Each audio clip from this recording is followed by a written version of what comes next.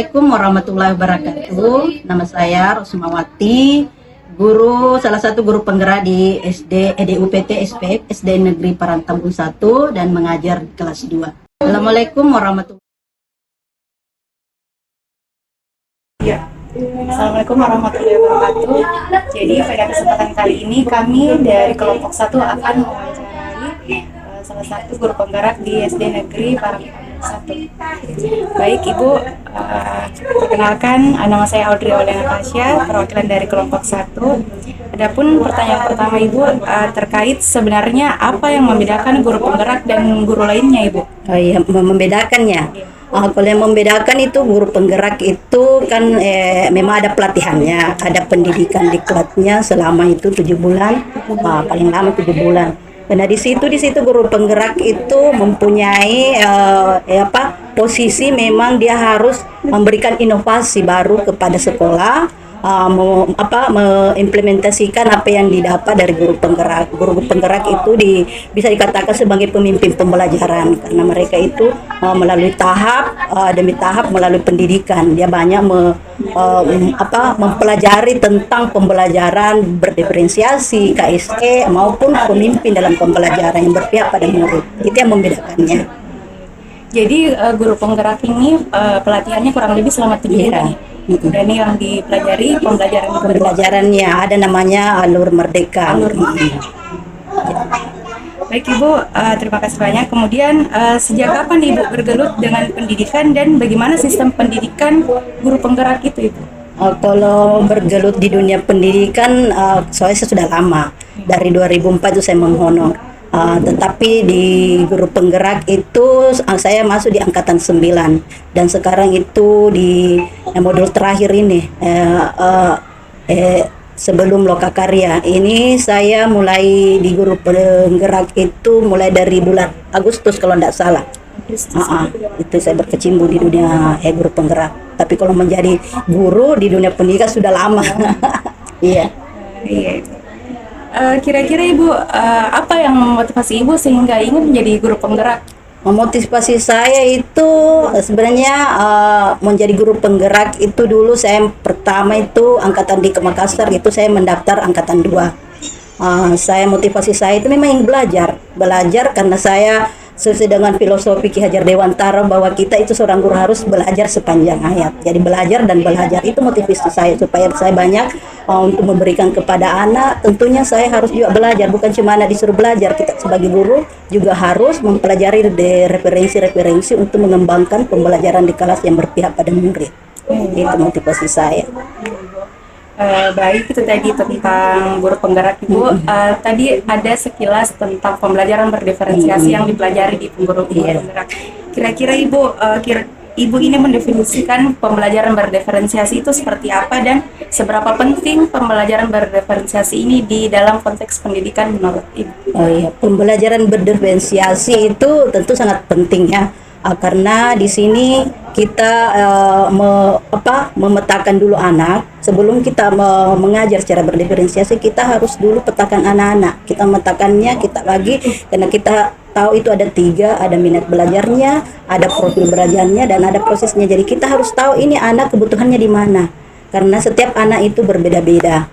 Jadi kita membuat pemetaan ini minat belajarnya, apakah profil belajarnya, apakah karena di dalam itu ada 3 kelompok yang harus, tapi tetap dia harus menerima pembelajaran sama, tidak boleh dibedakan karena itu kan lagi berdiferensiasi namanya kalau kita membedakan. Tetapi cuma di sini adalah yang membedakannya minatnya, dia di bagian mana, ya profil pendidikannya di mana, itu yang berdiferensiasi.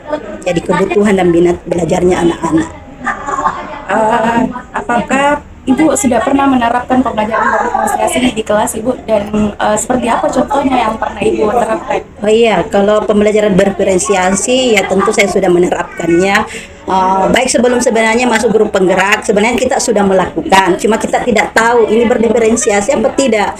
Karena di berdiferensiasi itu salah satu itu kemarin guru pengajar saya, dia supervisi saya mengenai pembelajaran berdiferensiasi. Saya adakan di kelas. Saya dulu memetakan murid saya gimana kebutuhannya anak-anak seperti bahasa Indonesia.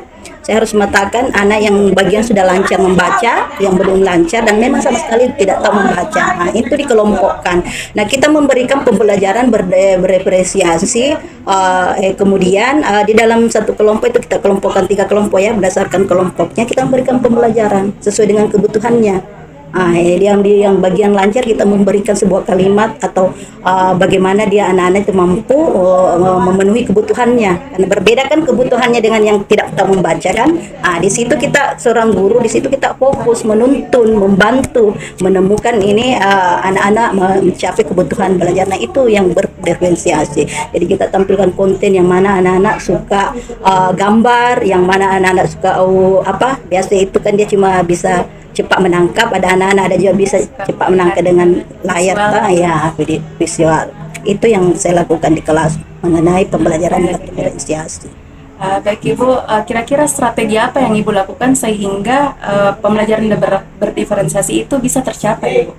Strategi itu tentu banyak strategi yang kita lakukan. Pertama yang modul ajar, harus kita bikin modul ajarnya, kemudian model yang kita pakai di dalam kelas, pembelajaran yang aktif, yang bagaimana supaya ini anak aktif dan tercapai semua kebutuhan belajarnya. Itu strategi yang saya lakukan. Kemudian setelah itu saya hasilnya sebelumnya saya analisis di mana anak yang belum bisa mencapai pembelajaran.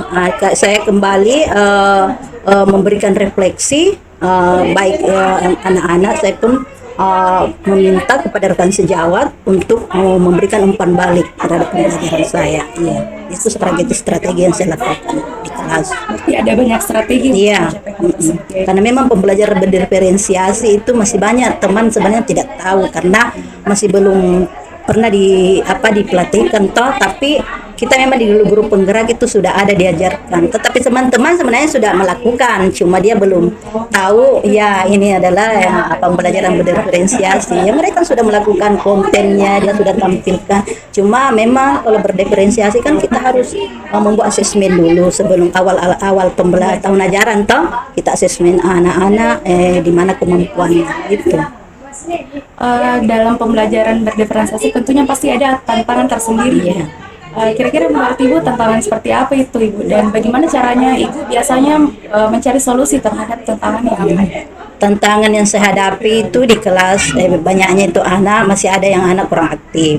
Kemudian ada yang terlalu aktif sehingga mengganggu temannya yang lain. Tentu ini butuh penanganan khusus ya untuk menangani anak seperti apalagi kelas 2. Saya mengajar di kelas 2. Kita tahu kelas 2 itu masih mau selalu disayang-sayang, selalu diperhatikan, atau ada anak-anak bikin tingkah karena mau diperhatikan. Nah, seperti itu berbeda-beda karakternya. Nah, disitulah saya kadang saya diskusi sama teman yang sudah senior, yang sudah lama mengajar di kelas 1 ataupun di kelas 2 bagaimana menghadapi, karena saya sudah lama di kelas 6.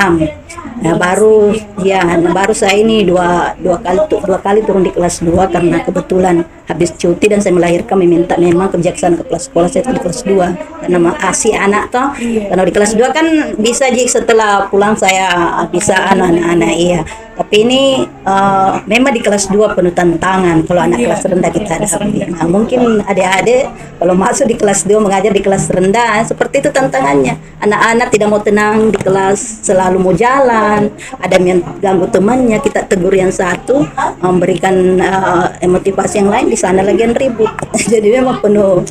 Bagaimanapun sepandai-pandai kita harus memang mengatur strategi yang baik, punya selalu berkolaborasi lah dengan teman itu karena pendidikan itu memang tidak mungkin kita terus hanya tanpa bertanya dengan temannya, selalu kita berkolaborasi.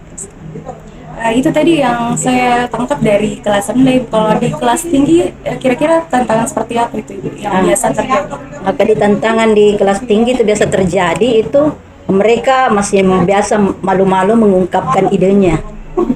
Masih kurang percaya dirinya. Biasa kan kerja kelompok hanya beberapa yang aktif, yang lain masih ragu. Meskipun sebenarnya unek-uneknya banyak, tetapi karena mungkin rasa percaya dirinya itu tantangannya menumbuhkan rasa percaya diri itu anak. Itu yang kelas tinggi. Kelas tinggi. Terkait penilaian dan evaluasi yang Ibu lakukan dalam pembelajaran berdiferensiasi itu seperti apa, Ibu? Kalau saya lakukan itu ya asesmen sumatifnya saya lakukan.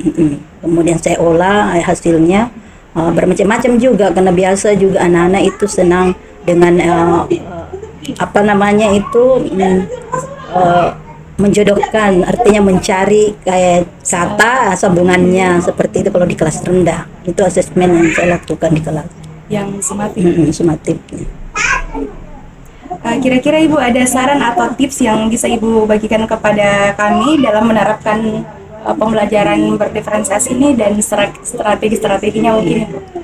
Kalau saran saya seperti ini, memang sebelum mengajar harus memang dulu bertanya kepada guru kelasnya atau guru sebelumnya di mana ini kemampuan anak. Jadi ada apa bikin pemetaan mana bakatnya, minatnya, profil anunya ini anak toh, profil belajarnya, profil siswa kita harus tahu karena itu anak-anak tidak sama semua.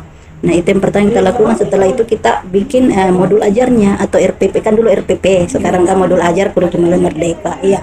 Kemudian strategi ya itu harus kita pintar ngatur anak sesuai dengan pemetaan yang sudah kita lakukan. Kita kelompokkan sesuai dengan pemetaannya, dari minat belajarnya kah atau kebutuhan belajarnya, kemudian atau profil belajarnya, profil siswa. Itu yang kita lakukan.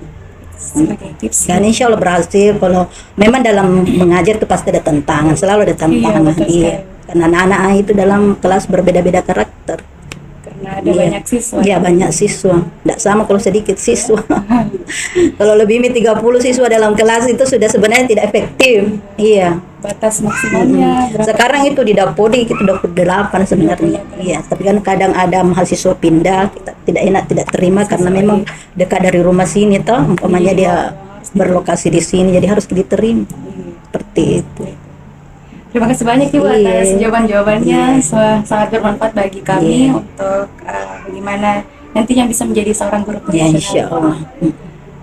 Itu tadi wawancara dengan salah satu guru penggerak yang ada di SD Negeri Parantaman 1. Assalamualaikum warahmatullahi wabarakatuh.